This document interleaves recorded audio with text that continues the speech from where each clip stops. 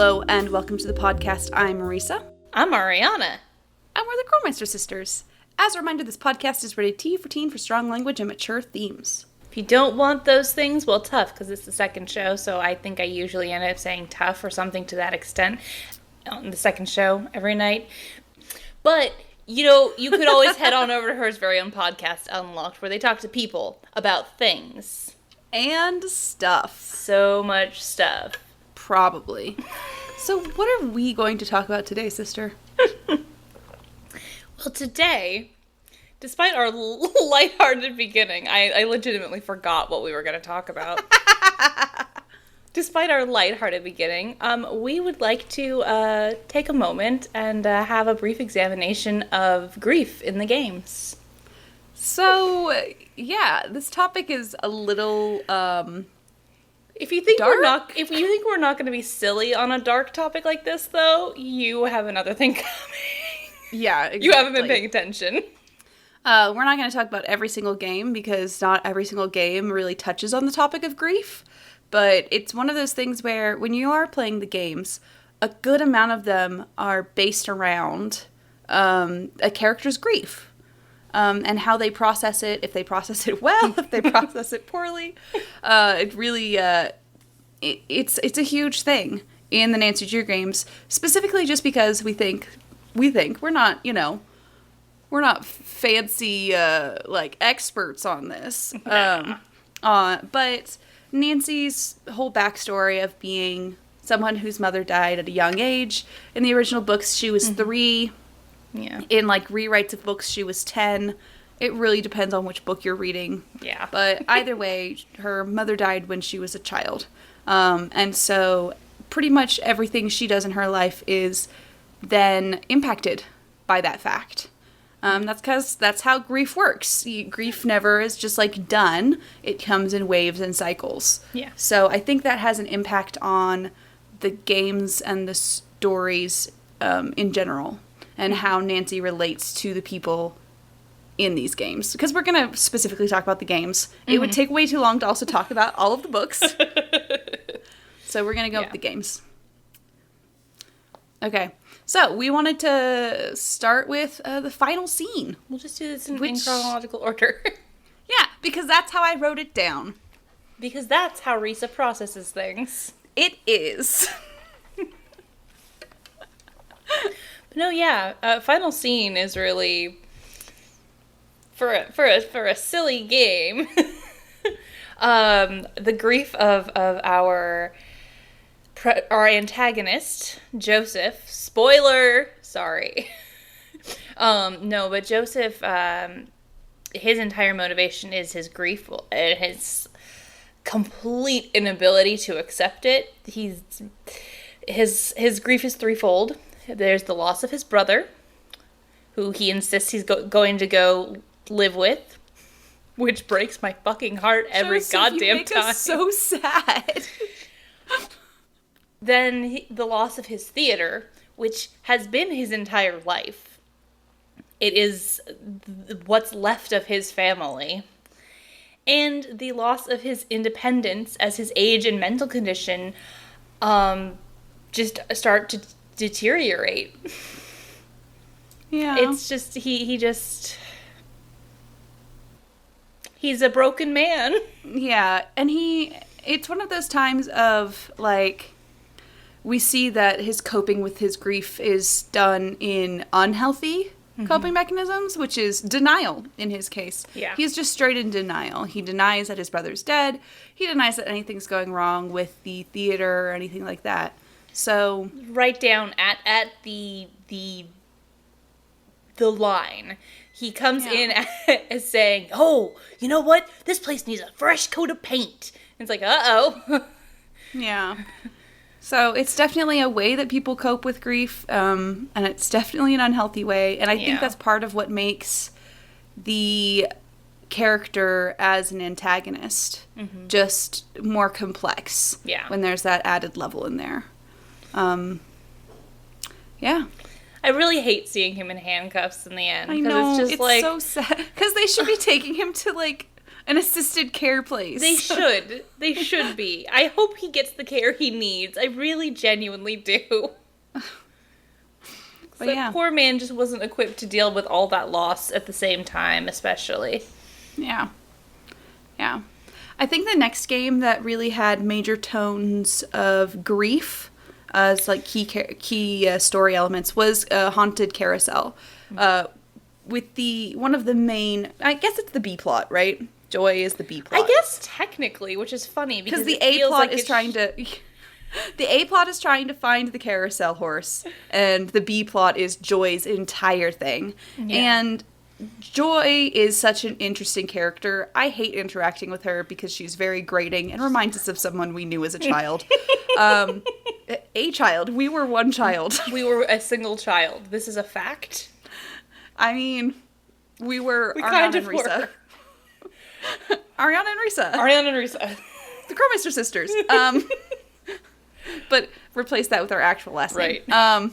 The Krolmeisters. Exactly. Ariana Krolmeister. Sorry. I wish you could Joy, have called us that now. Her entire character is based around this grief. Like, her mother died when she was a child, and she did not.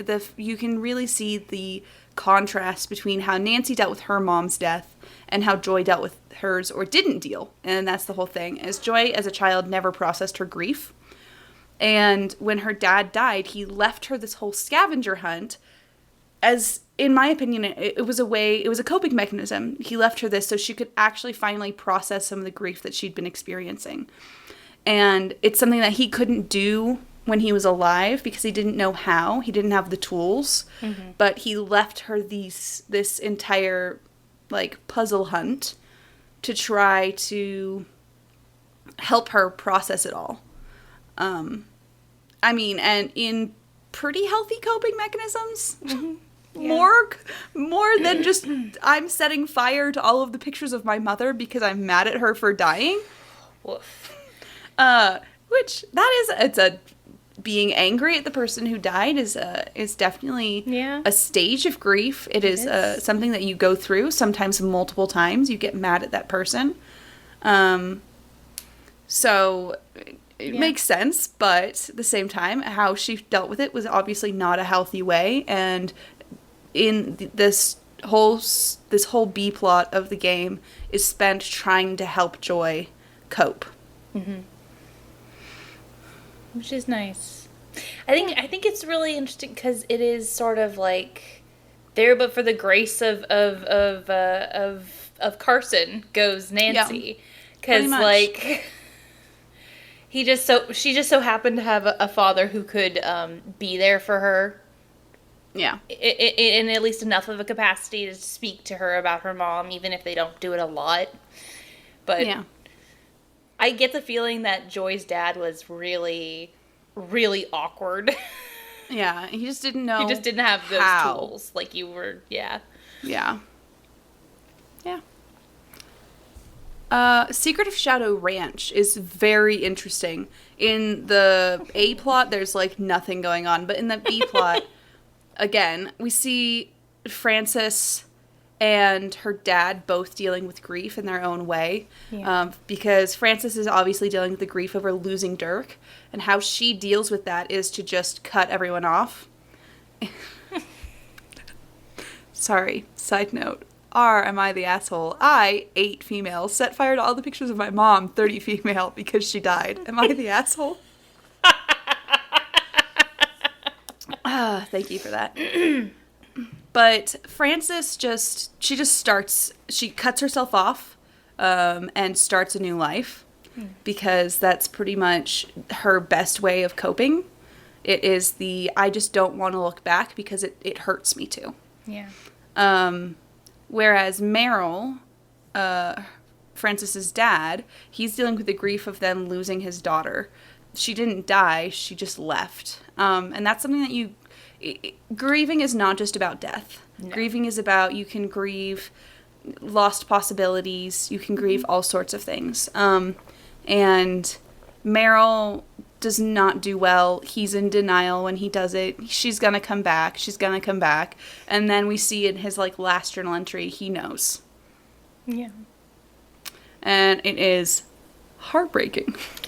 Really is. Yeah. That is down your drink heartbreaking. A little bit. You know, seeing all the tears on his journal page, it's just like... Oof. But yeah. So Shadow Ranch. They take like two, it's really interesting to watch because like they take two opposite like ways of dealing with it, where Francis is like, okay, moving forward, fuck that shit, we're leaving it behind, and Meryl's like, no, I have to keep everything the same, you know. Yeah. Because this is where I was happy, and it's like, oof. Yeah. Yeah. So, Curse of Blackmore Manor. Curse of Blackmore Manor is a very interesting look at grief because Jane's entire character, why she is the antagonist, is basically her poorly grieving over her parents' marriage. Yeah. She's doing it in a very unhealthy way of, well, obviously these things are just in the way, and if I can move these things, then this can go back to normal. And it's not how it works. Yeah. And it just means that she hasn't been given the tools to properly cope with this. And it means that probably he just doesn't... Hugh? Is that his name? Mm-hmm. Hugh. Hugh probably just doesn't even talk to her about it, you know? No. Well, he's never there. That is the thing. She can't process it if they're never... Basically, she was having trouble processing it, but when... I mean, they were both away from her, so she was just like, oh, they're just both not here. So she didn't have to think about the part where they weren't together either. So it was just like, they're not there. They're not here. And then suddenly in comes Linda, who is a constant reminder that not only are her parents not with her, they're not even with each other. So yeah. They're not even off having mommy-daddy time. They're just, off having their own separate time as individuals, and I'm left here alone with a stranger. Yeah. And... that poor fucking kid, man. Yeah. And at the same time, she's just being fed all of these self-aggrandizing things of the Pendlins are special, and... Yeah, that is... And you wonder why she turns to poisoning her. Not the best fostering environment. No. So, and that's how cults form. That is how cults form. Around children. Yeah. Generally, yeah. So, yeah. Secret of the Old Clock is also interesting in the way that everyone in the game is mourning Josiah, other than Emily, because... Not Emily, Jane. Jane doesn't matter, because she's not real. She's not real. Fuck Melton Joan Cusack. No. Everyone else is, like, they're from there. They're mourning Crowley in their own way. Josiah Crowley? Yes, that is his last name. You're right. Yes. They're all mourning him in their own way. But then on top of that, Emily has to deal with mourning her mother as well. Which is just, And might I add, somebody taking advantage of her already weakened, emotional state. Yeah. And, I mean, it's a huge... It's, bitch. She's being faced with... She's not only lost her close family friend, she's also lost her mother, and now she's being faced with the idea of losing the inn, which is her only income source. It is her home. It is just her life. The last piece of her mother. Exactly. Same with the jewels, which then get stolen and then whatever. But it's interesting seeing her and how she is dealing with it. And Nancy just comes in and is just like, well, I lost my mom too. And this is the first time, really, that you see this kind of juxtaposition. She does it a little bit with Joy, but not so much. Mm-hmm. But it's not the last time we see it either. Of, well, I lost my mom. So, I know what you're feeling. And it's like, you don't know what she's feeling. It's not the same thing because you guys had different circumstances and it's all very different. But it definitely, in my opinion, has an effect on the, like, how Nancy deals with the situation. Yeah. Yeah. She does... It is interesting. There is a certain lack of empathy for Emily that's there. Like, which is interesting. She really does sort of feel like, hey, come on. My mom died and I'm fine. And it's like, yeah, your mom died like 10 years ago, man. Exactly. Like, you've had time. That's the thing, is that, like, I feel like that is how Nancy interacts with a lot of the people who are still grieving. She just kind of goes in, well, I did it and I'm fine, so you kind of also need to just get over it. Like, there's that insensitivity that goes with it, which, you know, fair enough, I understand to an extent, right? But at the same time, it's like, Nancy. Nancy tacked Drew, you know? Yeah. It's always been her weak point, you know? Pretty much. Yeah. Moving on. Okay, so, yeah, last train to Blue Moon Canyon. That is, wow. That is pining. Yeah. How Jake Hurley deals with the loss of Camille is beautiful. Because here... it's not that he dwells on it, something. He makes something out of it. It's because he doesn't just mourn her life. He mourns the loss of her love in his life. And so rather than let it go in the grieving process, he wanted to focus it and have that love present. And it is glorious. Yeah, it's beautiful and it makes me cry every time. And we're both, like, tearing up just because I just love... I love how they talk about his grief in that game. And they're like, ooh, it was weird that he was taking her body. But, like, that was just because, like... Yeah, that was... It's one of those things of just, like... Probably just because he couldn't get somewhere to take her body. Yeah. Not, like, the morbidity of just taking her body with them. Yeah. He wanted to get her to the right place to put her body in. Yeah. That could take a while at the time. It's true.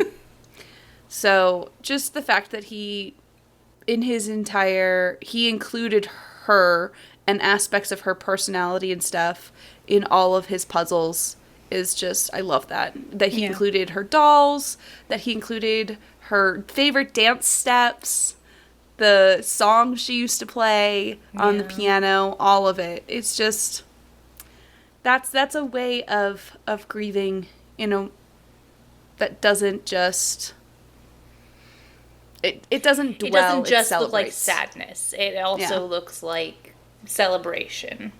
Exactly. So, yeah. Last Train to Blue Moon Canyon. Creature of Puu Cave, though, is a weird one. So, I put this in because when you have Nancy talking to Pua about, like, their mom died, right? There's this, like...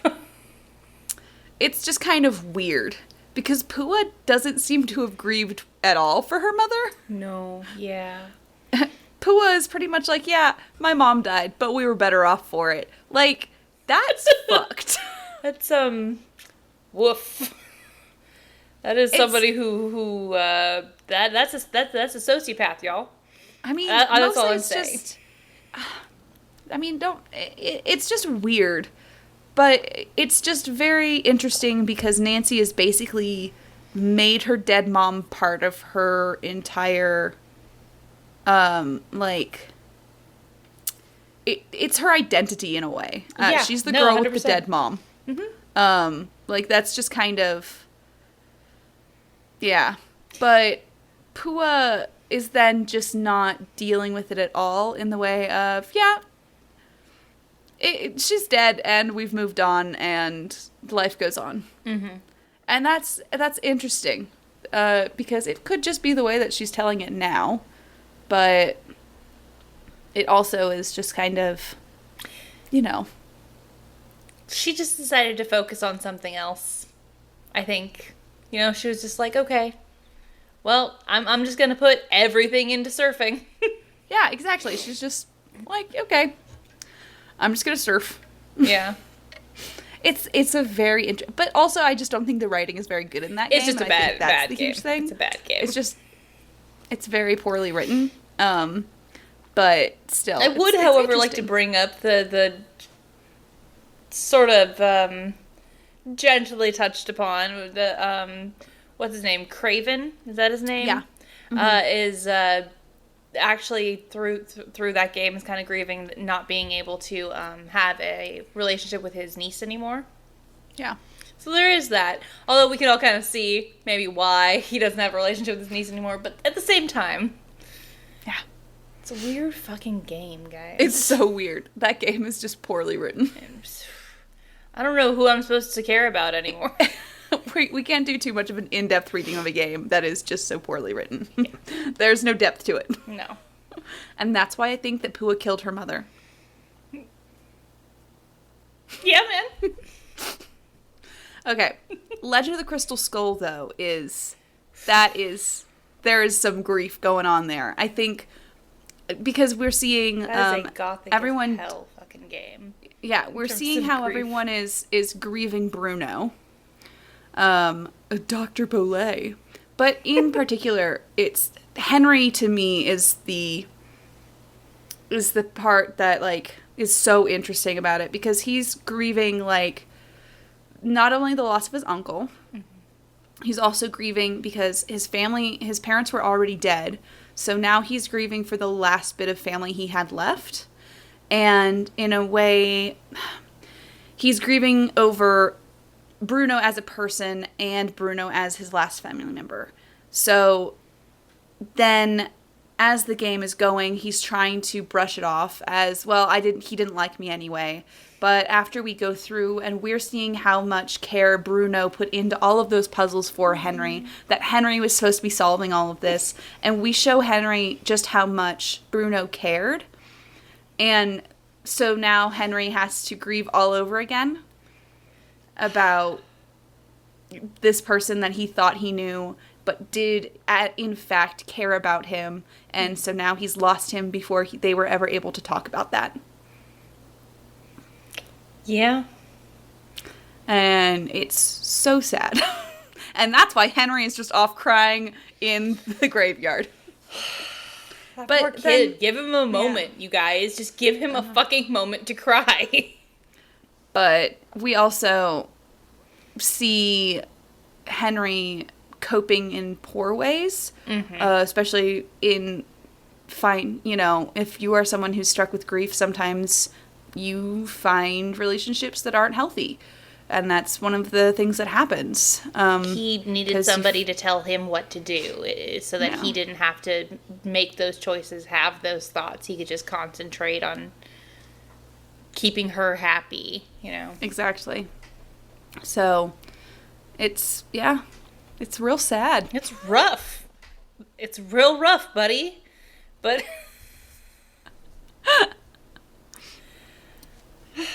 poor dude, man. God, talk about things that's full of grief. If we went into everything from Avatar: The Last Airbender about grief, God, I could go on for hours. Welcome to my TED Talk. Right. Examination of grief as presented in children's media. Oh my God. Okay, I'm going to grad school, Ariana. Sounds good. Okay. So warning at Waverly Academy. Talk about real grief. Just brewing more grief. Rachel and Kim, our twins who pretend to be a single person. Okay. Rachel and Kim go to boarding school because their mother died and their father didn't know how to raise two girls alone. And apparently, he made it so known to them that they took it upon themselves to remove themselves from their home environment so that he wasn't inconvenienced by trying to raise them. Just reiterating. To give up their own individual futures and identities in order to attend Waverly Academy as one person. And so they are at the same time as having to grieve the loss of their mother and the just removal of their father from their lives, they are also grieving their own future that they've kind of sabotaged in a way by pretending to be one person. Yeah. Because it's like, well, you can't have that because that would blow your cover. And you can't have that because, you know? Yeah. It's a story of two girls who have not been given the tools to succeed in life. Yeah. After having a loss like that. So really, the real antagonist of Warning Waverly Academy is their father. I feel like that... He honestly feels like the father in Hansel and Gretel. Just leaving them in the woods. Just gonna go leave them in the woods. You guys just... If you make it back, it was meant to be. But if you die out here at the hands of a witch, you were never mine to begin with. Oh my god. Yeah. A lot of ill-equipped fathers in the Nancy Drew games. I'm not... Also, just lots of dead mothers. A lot of dead moms. It's got Disney disease, you know? They've all got dead anime mom moms. disease. They just die. They just die. They're all just dead. Trail of the Twister. I don't have much to say, but God, Pa. Oh. It's... And that one is interesting. That representation of grief. Purely because we don't actually examine the grief so much as exploit it. It's so for social uncomfortable. Interactions. It is very uncomfortable. Basically... It's a joke in that game? It is. It's portrayed as a joke. His grief over Ma is... It's like... This old man can't cope with the loss of the love of his life. What a fucking pussy. It's not good. It's not great. It's just bad. Another reason why that's a very bad game. Mm-hmm. So yeah. Go harken back to last week's episode.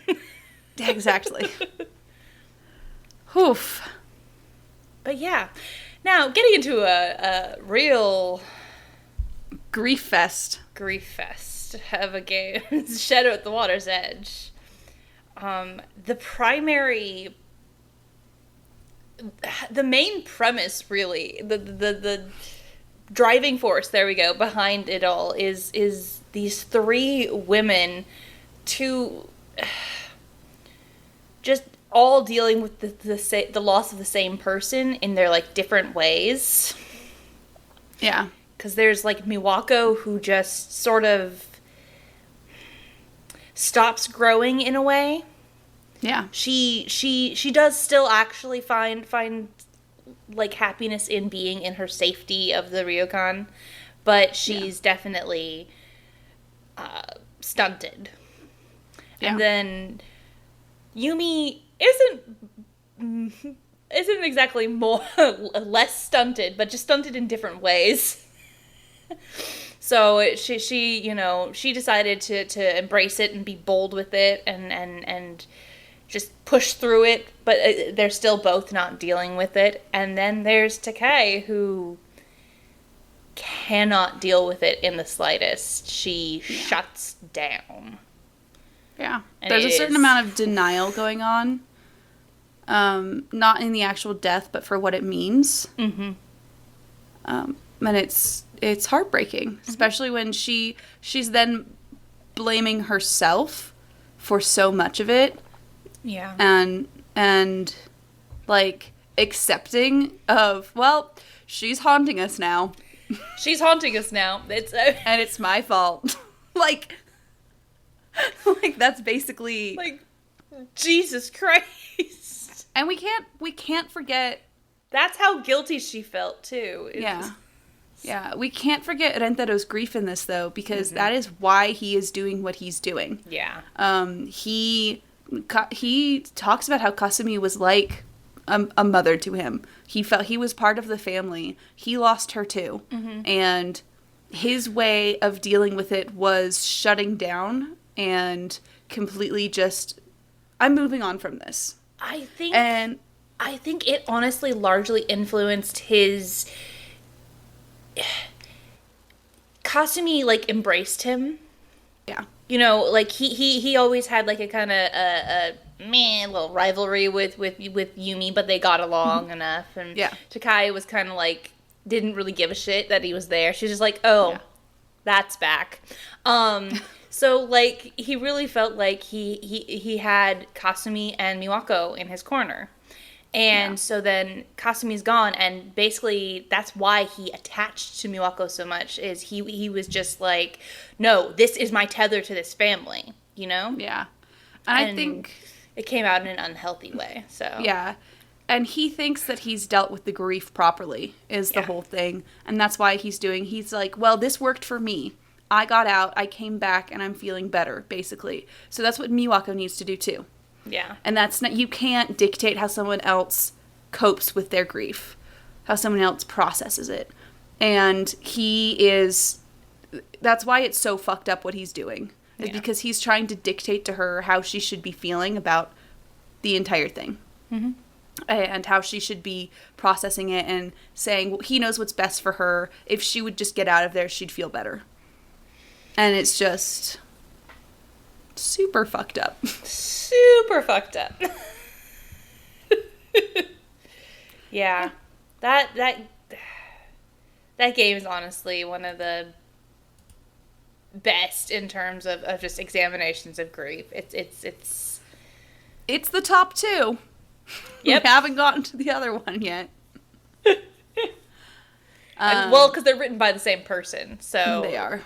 Apparently, I mean, you can really tell during the Nick era, you get a lot of examinations of grief. Yeah, for real.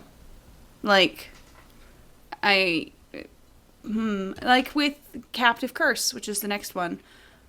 Just Renatas Hole, how she's processed the grief of her sister. And the way that it has affected her and her growth. And also the way that she likes to... Part of why she became a storyteller, other than knowing that her father had been one and loved that, is that she also is doing it to keep her sister's just, like, story going. If she continues to tell it, she's not really gone. Yeah. Well, and that is the worst part. Not only did she lose her sister... She lost her so young, and so to look back at that at her age, especially, is heartbreaking. And the fact that they didn't have a body, they never got any confirmation of what happened to her. And so I think part of Renata was also she was kind of having a fairy tale in her head. She could give her sister an ending, or she could say that she was off somewhere else, you know what I mean? And so that's rough. It's so rough. Sorry, that's just gonna be my go-to right now. It's just like, ugh, that's ow. Yeah. Alibi and Ashes also dealt with grief in the way that Alexei had to... This is where we're seeing a grief that doesn't come over any other person. He's grieving for the loss of his future that he had.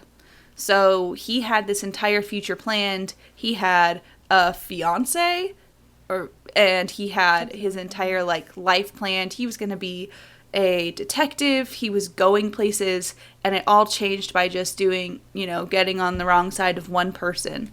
And suddenly his entire life just stopped.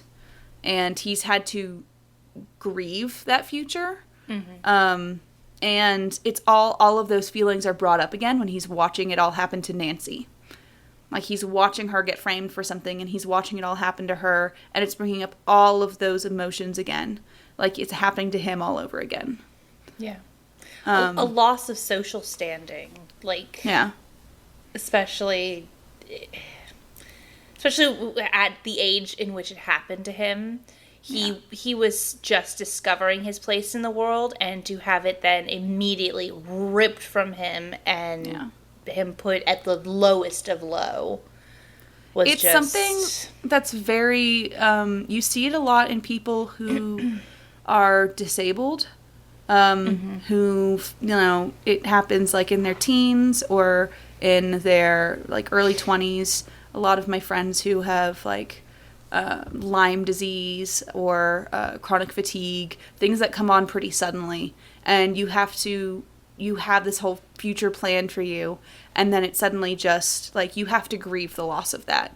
And it's something that a lot of my friends, I watch them going through it even now, and it's just so incredibly rough. And I know I've done it. Yeah. That's something that I've had to also grieve, and it's very frustrating, and it's it's hard.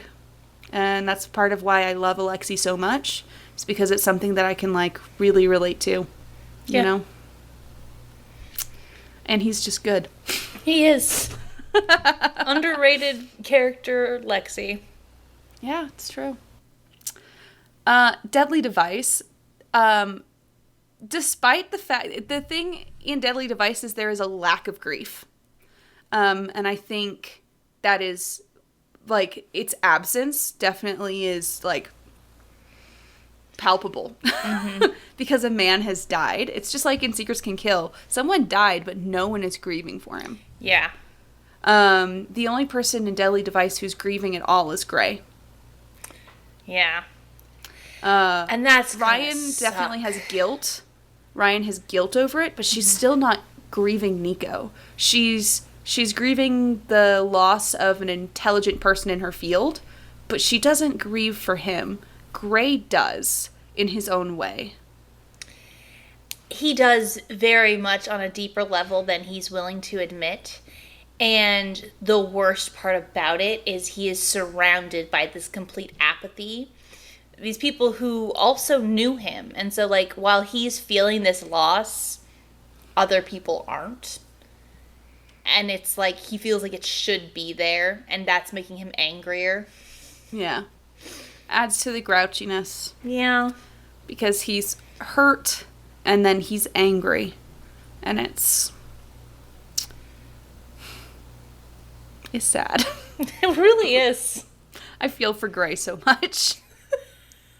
I, too, am crotchety and just wish to be left alone. Yeah. Ghost of Thornton Hall, which I feel has...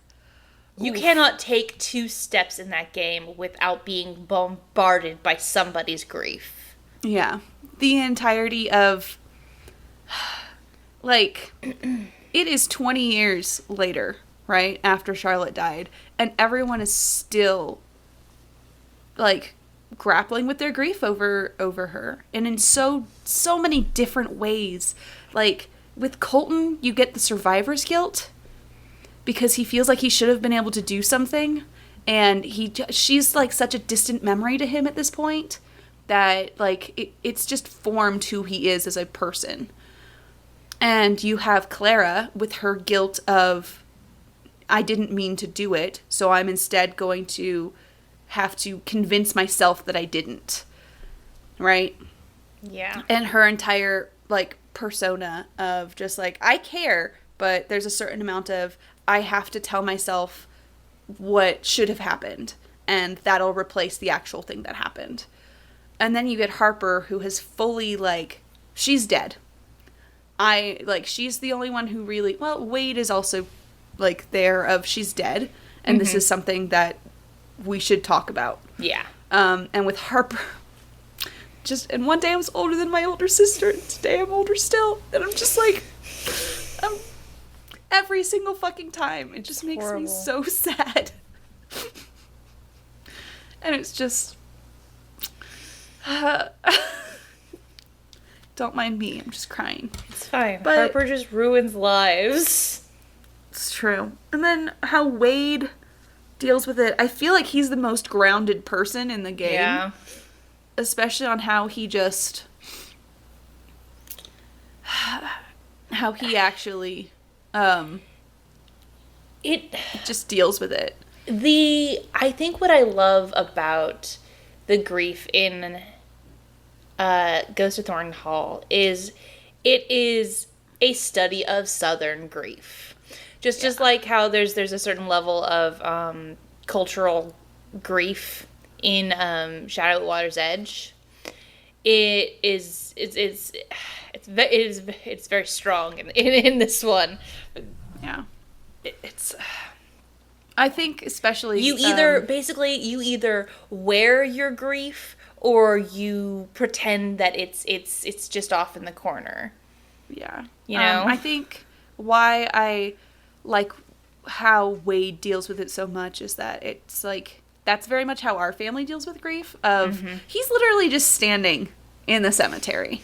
He's standing at the graves. He goes there to talk to them. Like, those are his family, and he knows them all, and he knows their stories, and he talks to them. Yeah. And it's just very, like, wholesome. It really is.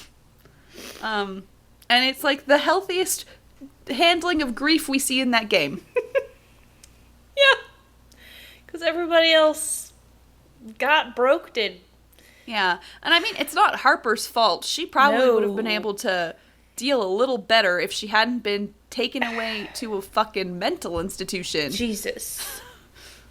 So, you know, like the whole she just left and then came back like 2 weeks later. Like, she was a 15-year-old who lost her sister. Yeah. That's a pretty, like, and on top understandable of that, reaction. Their lives had already been so filled with they grief. already Both lost of their their parents died in a fucking plane crash. Like, Yeah. And just, yeah, we deal with so much death in that game. It is honestly, it's a beautiful game. Okay, It is. I love it.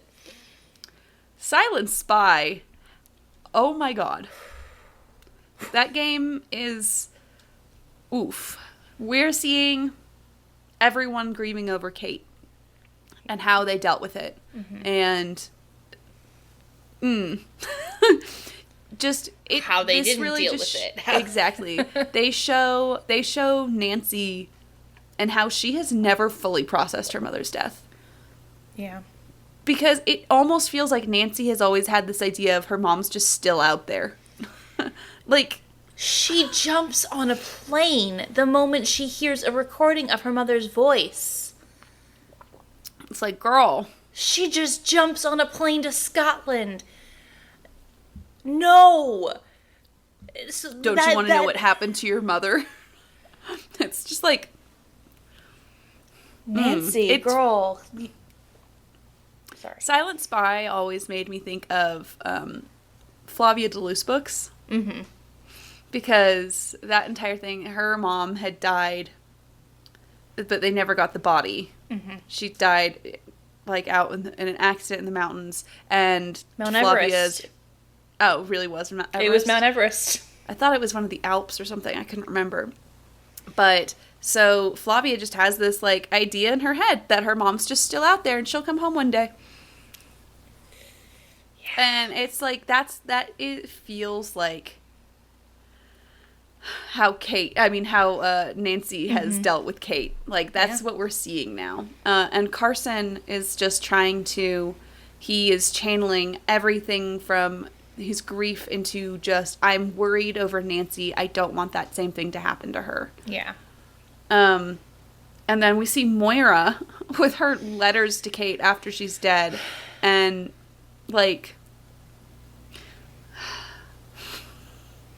And then she also has that guilt of, I caused it, when it's like, you didn't cause it. Like, you shouldn't have told her that, but at the same time, she still chose to do it herself. Yeah, she made her decision. Knew. She was a grown-ass woman.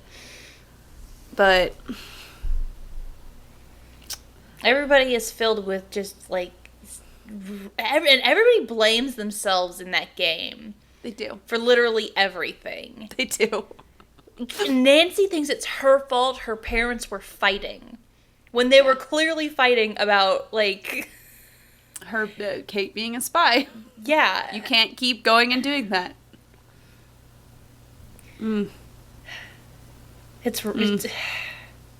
That game... Three people who just stopped functioning. Yeah. Because Kate was too integral to their lives. Yep. So, for time's sake, I'm going to skip ahead to Midnight in Salem. We're going to skip over Shattered Medallion. Yeah, because that is stuff to deal with. But Midnight in Salem, I think, is a little more straightforward to talk about. Mm-hmm. There's the two, like, major events, right? So Lauren is grieving over Frances Tuttle, which isn't, like, a huge thing, really. She's got it pretty much... Like, she's doing what she needs to do. Yeah. But, you know, it's harder now that she's also grieving the house that was on fire, right? That was a part of Frances, and now it's gone, and that's upsetting to her. Yeah. But I think the real grief in the game is May. Yes. Over the loss of her future in the way that this one event has caused her to be branded a bad child. Mm-hmm. She is now the arsonist. She has lost so much of what she could have been, as well as then having a physical injury like that that's permanent. There's also grief that goes into that. Mm-hmm. And she has kind of come out of this on the other side with PTSD. Yeah. And we see that in her hypervigilance, in the way that she... she can almost tell the future. She's so psychic. She's basically psychic.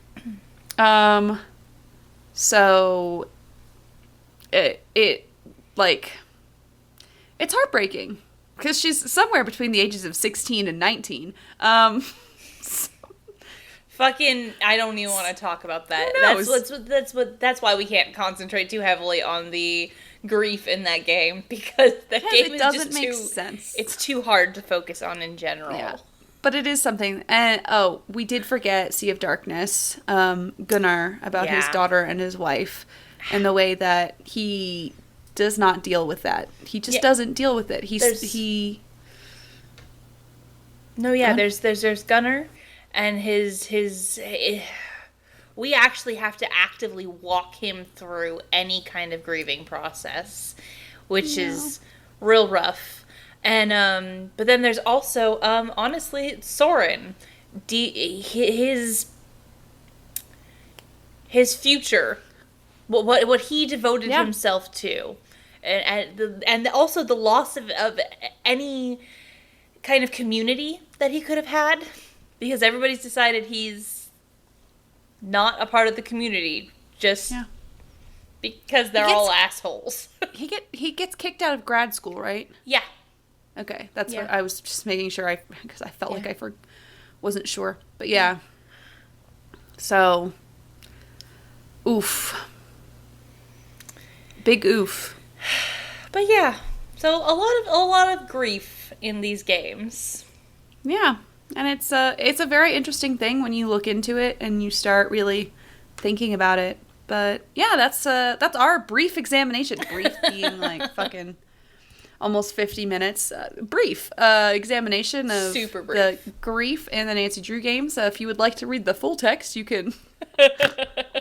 No, but tell us what you think about the topic on our Twitter, Instagram, Facebook, YouTube, Twitch, and our fancy website, krolmeistersisters.knifefightclub.com.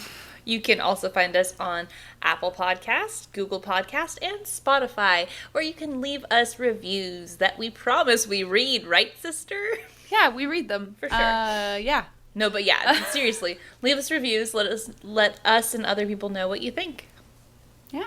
You can also review us on Facebook. Someone did that once. That is true. So, you can do that. Or you could technically review us on Twitter, but no one would see it because there's no real function for that.